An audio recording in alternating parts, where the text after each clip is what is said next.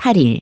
단 8일 만에 다시 열린 결승 무대에서 여자 배드민턴의 현재와 미래가 정면으로 부딪힌다.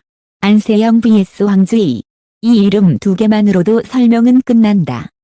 만 이번 재대결은 단순한 또 한 번의 결승이 아니다. 한쪽엔 복수라는 단어가, 다른 한쪽엔 10연승이라는 숫자가 붙는다. 누구는 이번엔 결말이 바뀔까를 묻고, 누구는 기록은 더 단단해질까를 지켜본다. 그리고 그 질문이 흥미로운 이유는 지난 8일 동안 두 선수가 보여준 표정이 완전히 달랐기 때문이다. 화면을 잠깐 되감아보자. 말레이시아 오픈 결승. 스코어는 2-0. 하지만 내용은 결코 단순하지 않았다. 특히 두 번째 게임 막판의 공기. 듀스가 길어질수록 코트는 더 조용해졌고 관중의 숨소리까지 들릴 만큼 긴장감이 두꺼워졌다. 그때 안세영은 길어도 괜찮다는 얼굴이었다. 황주희는 이번엔 끝내야 한다는 눈빛이었다. 승부는 결국 작은 차이에서 갈렸다. 두 개의 선택, 한두 번의 흔들림. 그리고 그 흔들림을 누가 먼저 감당했는가. 이게 말레이시아 오픈 결승이 남긴 가장 큰 메시지였다. 그 메시지가 채 식기도 전에 무대가 인도로 옮겨졌다. 뉴델리. 인도 오픈. 일정은 숨 돌릴 틈이 없다. 이동, 적응, 훈련, 회복, 그리고 다시 경기. 이 연전의 피로는 선수들에게 공평하게 찾아오지만 그 피로를 다루는 방식은 공평하지 않다. 안세영은 준결승에서 라차녹 인타논을 상대로 빠르고 정확하게 경기를 닫았다. 점수 차만 보면 압도라는 단어가 자연스럽다. 반면 황주희는 전이페이를 상대로 마지막까지 끌고 가는 접전 끝에 결승에 올라섰다. 이 차이는 결승의 분위기까지 바꾼다. 안세영은 컨디션을 아껴두고 결승으로 들어오는 느낌이고 황주희는 결승에 도착하자마자 결승을 또 뛰는 느낌이다. 그래서 이번 결승이 더 재미있다. 기술과 전술만으로 설명하기엔 변수가 많고 멘털과 체력만으로 말하기엔 두 선수의 실력이 너무 높다. 결국 이 빅매치는 기술 전술 멘털 체력 일정 환경이 한 덩어리로 뭉친 상태에서 터지는 종합전이다. 유튜브식으로 말하면 이번 편은 하이라이트만 보면 안 되는 경기다. 맥락이 있어야 한다. 왜 8일 만에 재대결이 특별한지, 왜 복수와 -10이라는 단어가 끈적하게 달라붙는지, 그리고 결말이 바뀔 수 있는 구멍이 어디에 있는지까지 그 흐름을 따라가야 진짜 재미가 나온다. 사람들이 -12라는 숫자에 집착하는 건 단순히 보기 좋기 때문이 아니다.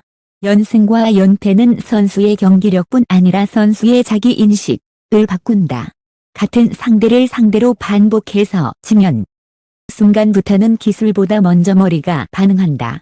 이 장면에서 또, 이 랠리에서 또, 이 스코어에서 또, 몸보다 기억이 먼저 움직인다.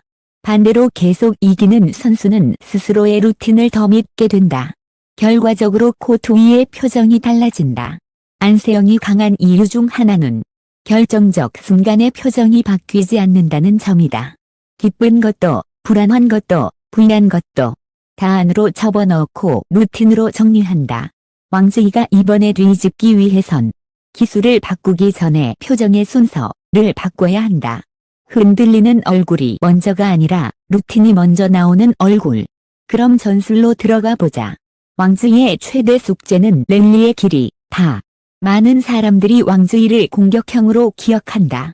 강한 한방, 빠른 템포, 시원한 마무리. 그런데 안세영을 상대할 때 그 장점이 오히려 덫이 된다.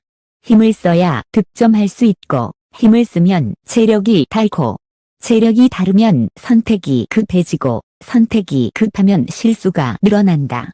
안세영은 이런 구조를 너무 잘 알고 있다. 그래서 황주희가 이번 결승에서 가장 먼저 해야 할 일은 강하게 치지 않는 것이다. 이 말은 약하게 치라가 아니다. 약의 리듬을 만들어야 한다는 뜻이다. 한 번에 끝내려는 스매시가 아니라 끝낼 타이밍을 만들어내는 전개가 필요하다. 그 앞에서 상대의 한 발을 묶고 후방으로 밀어놓고 다시 짧게 끌어당기는 그 흐름.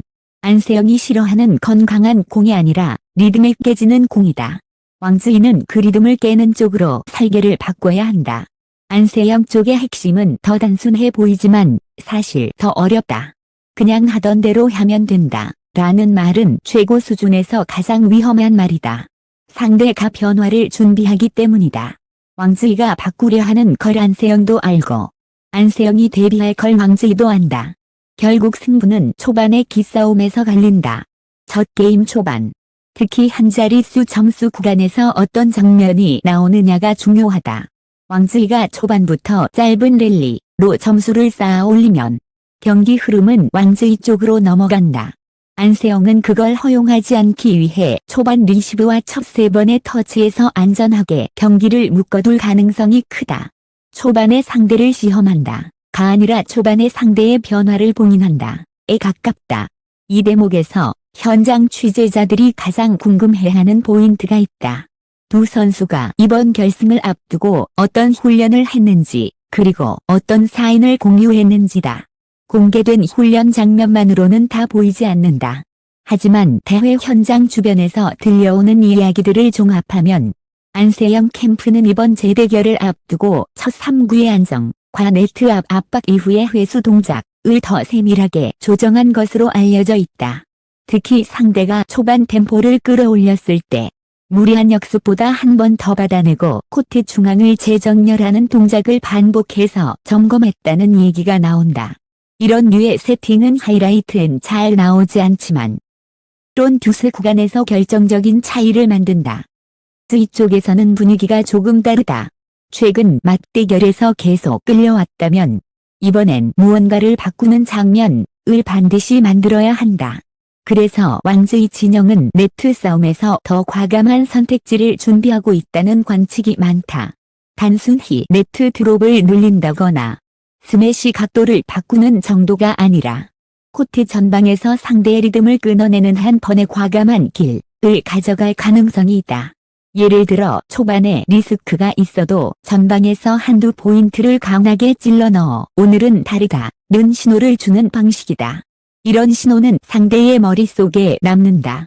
그리고 안세영 같은 선수에게도 그 신호는 대응해야 할 변수가 된다. 다만 여기엔 위험이 따른다. 안세영은 변수를 먹는 선수다. 상대가 무리하면 안세영은 그 무리를 흡수해 자신의 안정으로 바꿔버린다. 그래서 왕즈이가 과감해지려면 과감함을 한 번의 도박으로 쓰면 안 된다. 도박이 아니라 계획이어야 한다. 이 포인트만 따면 분위기가 바뀐다. 는 기대가 아니라 이 패턴을 계속 반복해도 무너지지 않는다. 는 확신이 있어야 한다.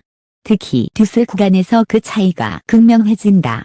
20점 이후엔 실수 없는 선수가 이기는 게 아니라 실수를 감당할 준비가 된 선수가 이긴다.